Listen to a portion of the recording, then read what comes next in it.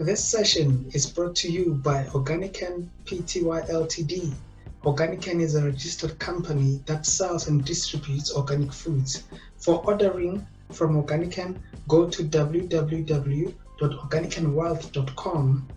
Organican, inspiring wealth. Okay, this is it. This is the Organican Health Agenda, a platform where we actually talk everything health awareness and health education, and a platform where we have experts and practitioners to talk about the issues that are actually affecting us. And today we're going to be talking about one issue which is also an issue in South Africa and in the world, which is mental health. But we're going to be looking at mental health and counseling in schools. And I'm joined by a very wonderful panel, So I'm going to be introducing the panel now. The first panelist that we have is Mapitsi Mnisi. I think you're in Ndebele, right? Are you in Ndebele, Mapitsi? I'm Swati. Oh, Swati. Oh, okay. Yeah. Nice. So Mapitsi Mnisi is an educator, a primary school teacher at Gekombinierde. Hey. What a word.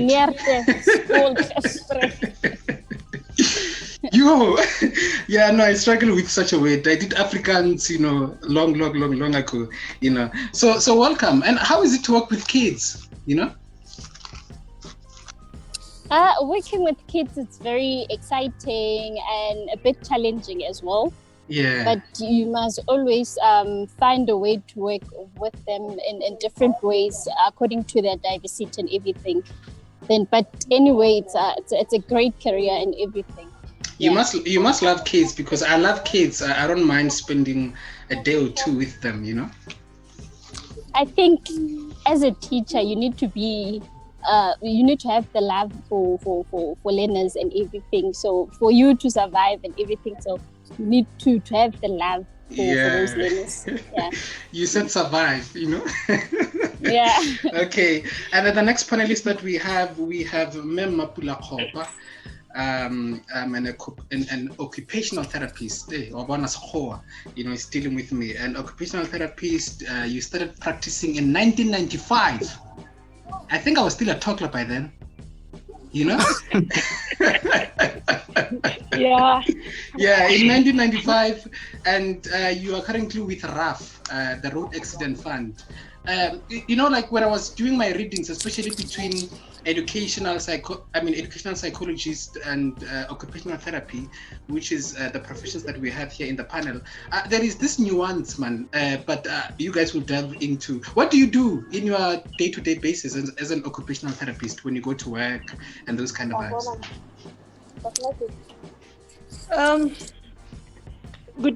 Good afternoon, colleagues. As the chair has already introduced me, I'm an occupational therapist, but working for the Road Accident Fund. Currently, I'm not working as a therapist, obviously. But I'll try and explain what an occupational therapist does. Occupational therapy is a study science whereby you're sort of taught to deal with people with physical problems, psychological problems, emotional problems, and otherwise who may not function because of the problems that I have mentioned. Mm-hmm. So we treat them through activity participation, maybe just to make it very simple. So that's who we are. I know a lot of people often confuse occupational therapists with physiotherapists, but our treatment medium is through activity participation. Great. We're going to be having much of those conversations today. We look forward for that. And then we have Naledi Mokoena. Are you Mokoena? You have the Mokoena, I think, tribe in the Tswana, I think. Are you Okay. I think me and you share a totem. We share a totem. I think so. I think your totem should be a crocodile. Otherwise, you can't be a Mokwena. Yeah. Yeah. Okay. So, Naledi Mokwena is a part-time lecturer at South African College of Applied Psychology, and she's an educational psychologist and co-founder of Choice Foundation Africa, which focuses on youth development in Africa through education and mentorship. What do you do when you go to work as an educational psychologist? Let's start there. Yeah, so this is aside from being a lecturer, but when I'm as an educational psychologist, basically most of my clients are children, so from age 4 until the child stage ends, until like 18. But I also work with young adults, so I also have clients that are university students, young professionals, I do therapy, I do assessments, so emotional-based work, psychological-based work. From an assessment point of view, we also support children who have difficulties in the learning environment, right? So basically, education psychology means that you do anything that's related, you do work that's related to learning and development. If it's psychological, if it's emotional, and it's supporting someone's learning ability, supporting someone's developmental ability. Yeah. That's the area we're working.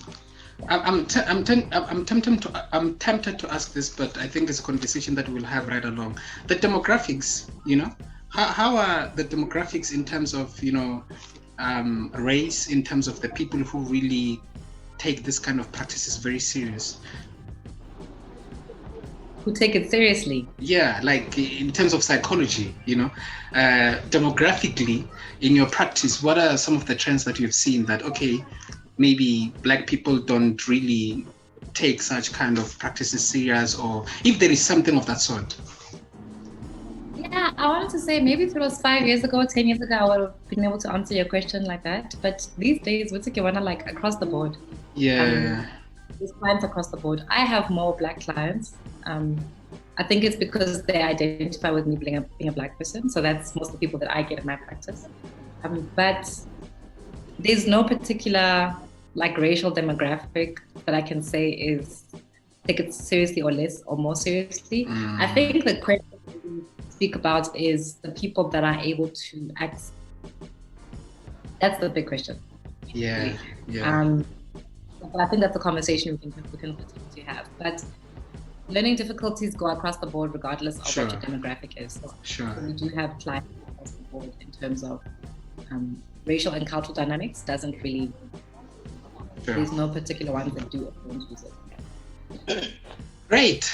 And our last panelist that we have for today is Mr. Ephraim Lenkwadi, an educator as well, a high school teacher in Molepane village. in Molepane High School, which is just a village across my village in Limpopo. Marana Lenkwadi, yesterday I think me and you had a conversation, and there is one thing that I just admire about you. Your passion for education, or your passion for teaching, man. And it's so amazing to see a young person having that passion and the passion driving them through. What does the passion, where do you get it, and how did it start, and how did you get into teaching? Well, first and foremost, let me greet everybody who's in, and let me that as well. Well, passion, I think there is a point in whereby you don't know what you actually want to do with your life, but then sometime as you grow up, you start realizing, I can do this. It starts with you trying to help the individuals who are around you, like the smaller cycle of people who are around you, and then you start to look at it from a bigger perspective. Since I'm able to make a difference in the people in my surrounding, why can't I actually do this as a daily thing, which I'm gonna do for most of my time? So that is how passion arises, and then as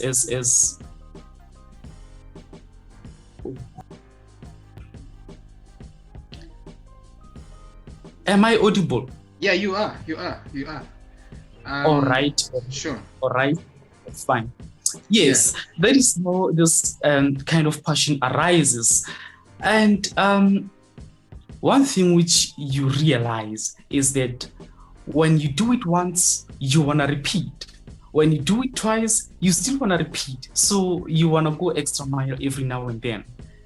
Yeah. Roll. Okay, so the conversation that, like I said, that we're going to be having today, we're talking under the theme of mental health awareness and counseling in schools. So I find it ironical that we're actually having this conversation here, and the thing that lingers in my mind is to say, are mental health issues, are those conversations had in schools? Ephraim, I'll start with you. Well, as an educator, through training, we actually undergo this kind of issues. Like, we get educated as to know that the kind of kids with which we deal are actually having this kind of health mentalities. But when we get to the field, it's a little bit different. And quite ironically, when we were still training, our lecturers used to actually indicate to us that there's a whole lot of things which you're actually learning here. You will find them not applicable when you get to the working field. And indeed, we found it like that, because when we get to the working field, these are the kind of conversations which we never actually host, because you find that every school is particularly concerned about results. And what we forget is that we cannot actually have results. These people who are actually coming across psychological problems, because one thing which we should actually acknowledge is that every learner, every educator is a human being, and those particular people are using their brains to operate. Now, if the mind is not healthy, therefore there is no way in which we can be effective. But when we get to the field, those are the kind of environments which we are actually exposed to. We never talk about mental health. We talk about obtaining good results. And I think really we are actually missing it up there, because let's start with the foundation. What is the foundation here? The foundation is that I am going to educate somebody, but how will this process of educating somebody be effective if this particular somebody is not fit mentally to receive this kind of education which I'm actually trying to deliver to them? You see, then that's a point of concern if that's the case. I think I might be like in the pedagogy, because within the profession of teaching, I think the most term that is used is pedagogy, which relates to how teaching is done and how it's delivered. How can that be integrated in the pedagogy? I mean, we have subjects like LO, whereby things like sex education are integrated there. Don't you think that perhaps we need to also use such subjects to also focus on mental health issues in those subjects? Please unmute yourself.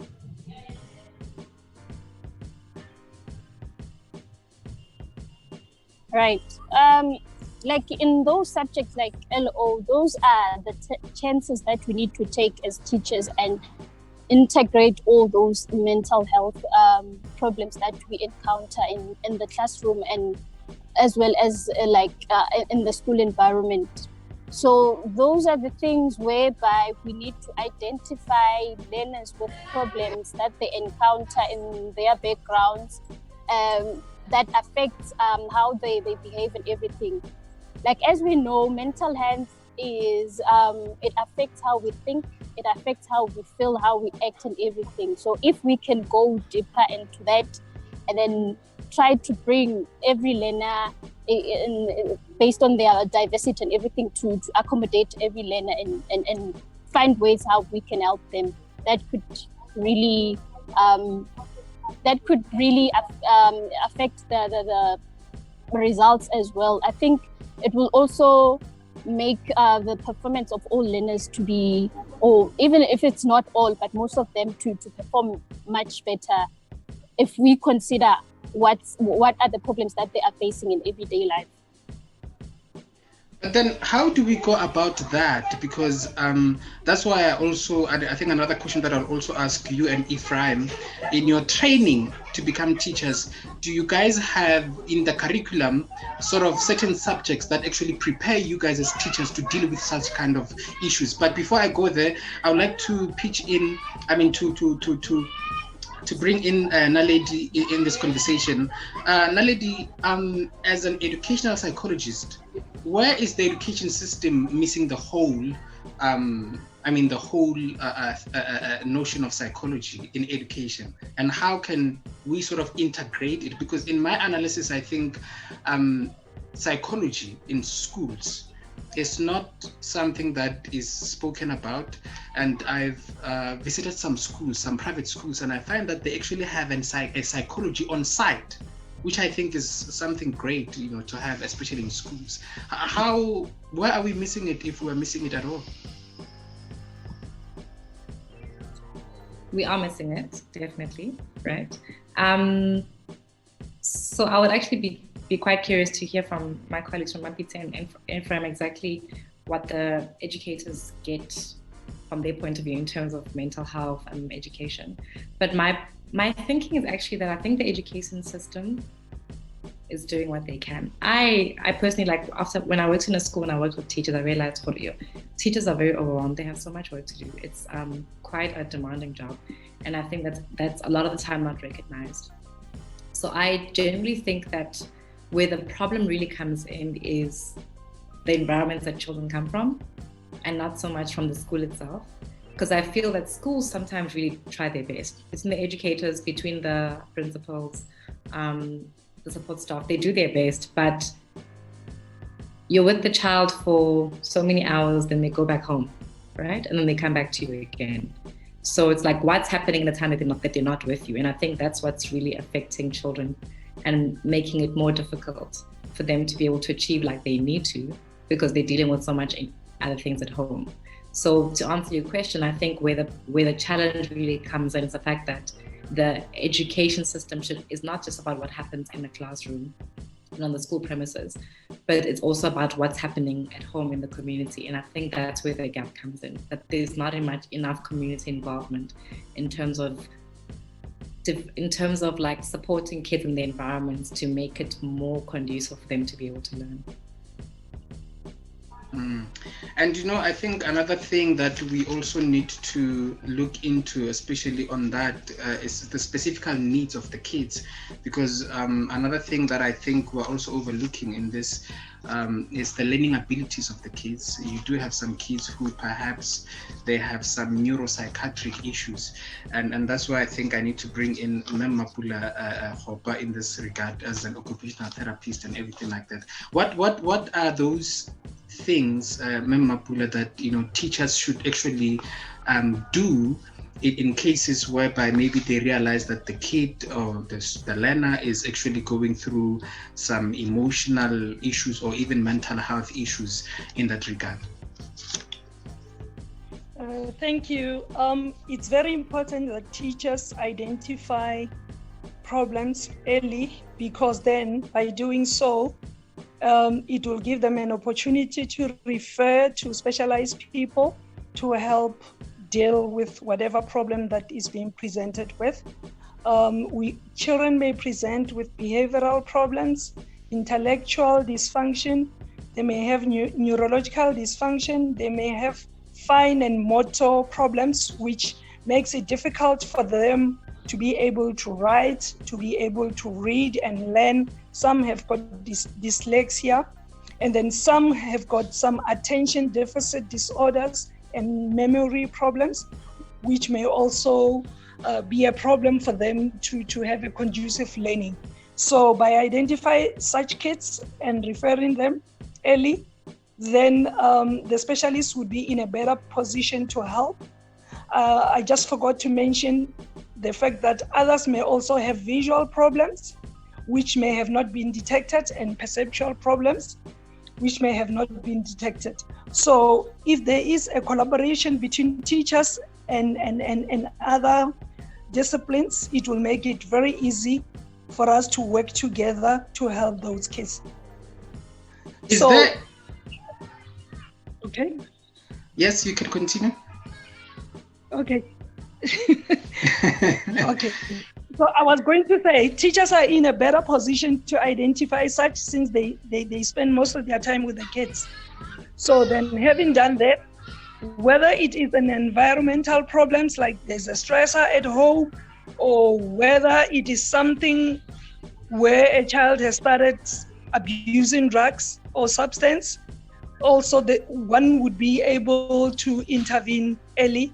So those are the things that, even if they are not sure what it is that is causing whatever distraction, whatever concentration problems, whatever attention problems, then they can refer and it will be assessed and diagnosed, and then treatment can be set up so that they can receive the necessary care they need or the accommodation that is needed.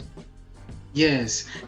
No, I think you spoke about collaboration there and also identifying these things. And the question in my head is to say, are teachers, able to identify those? Do they have some sort of an identifying criteria, if that is, or even is there a collaboration between teachers and, professions like yourself and like Naledi? Mapiti, what's happening there?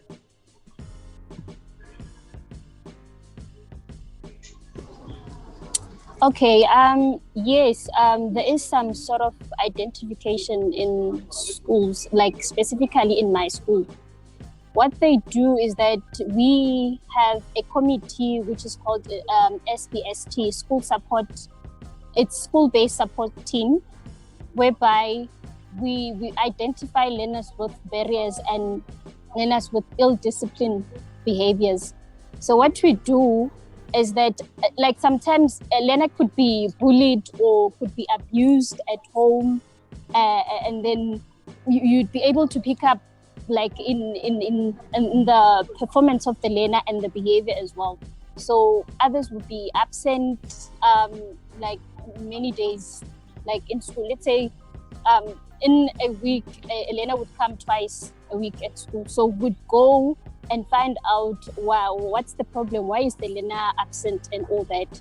So what we do is that with the SBST committee, we go and check with the parents what's wrong with the learner. Why is he or she absenting himself or herself?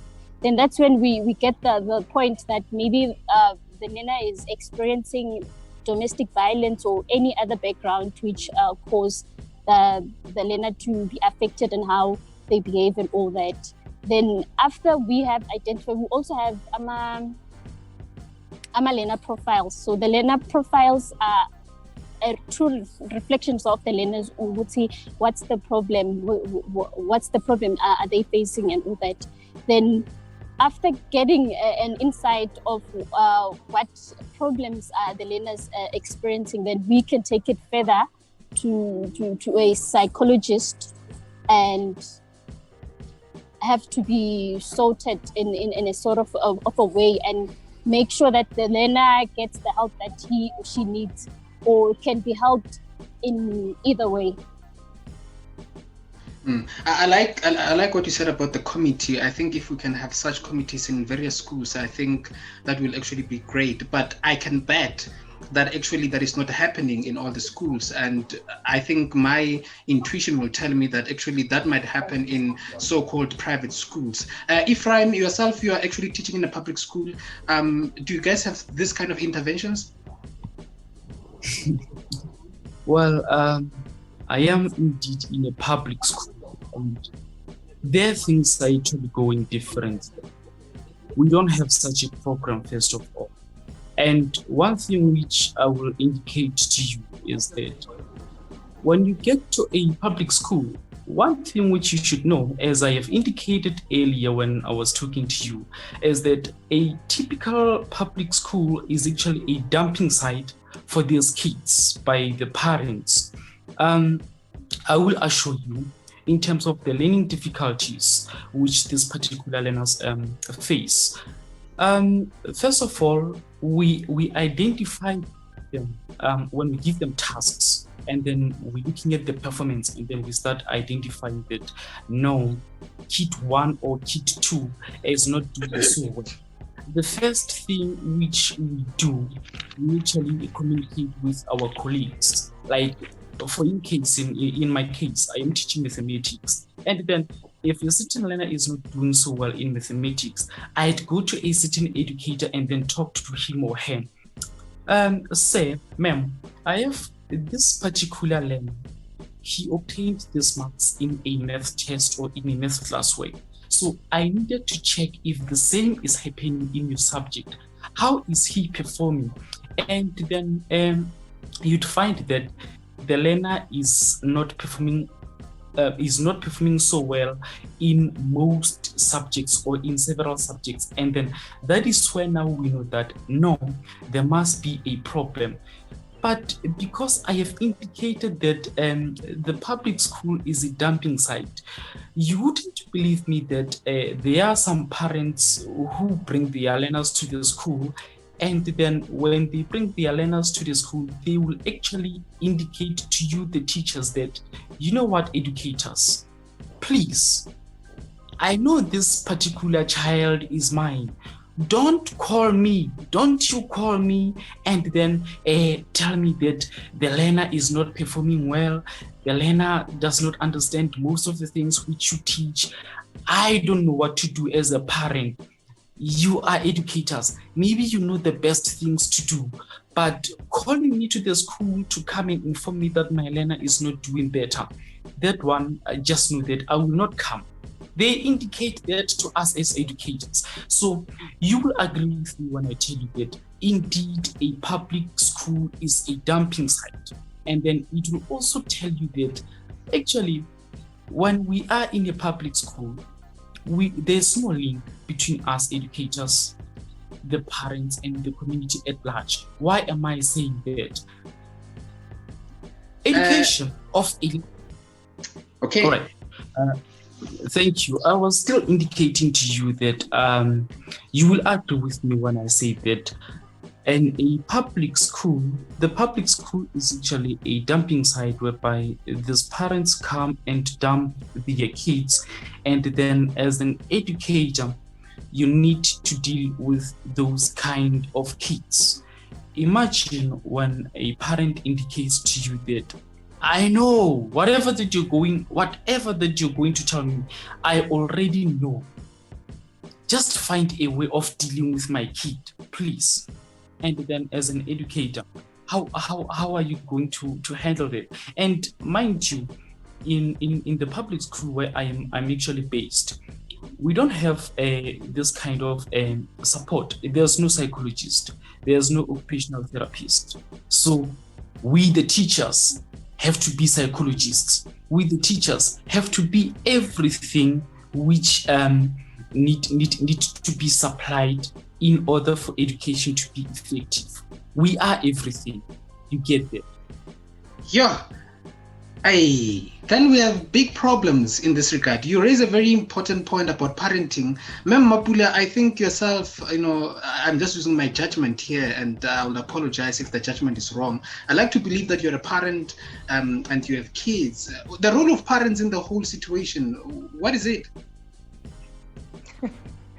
Okay, thank you. Yes, I am a parent, and I can really relate. I feel very sorry for Ephraim. But one piece of advice is that, I don't know, in terms of their school, do they have open days where parents are being called in to discuss issues around children, and then maybe use such platforms to sort of put across the problems that they encounter? And then the other thing would be days when they collect their reports for teachers to engage with parents, maybe to try and show them where the problems are. And then another alternative I would say is to say, where they think there's a serious problem, perhaps refer to medical social workers within the nearest health facility that is there, because then a social worker could go and assess such a family and then compile a holistic report of what the problems are. Remember, other children are very stressed in their own environment, or maybe due to other problems that the parents may not be aware of. Maybe say these children are very problematic. We are discussing mental health, which may also present itself in a way that we are not accustomed to.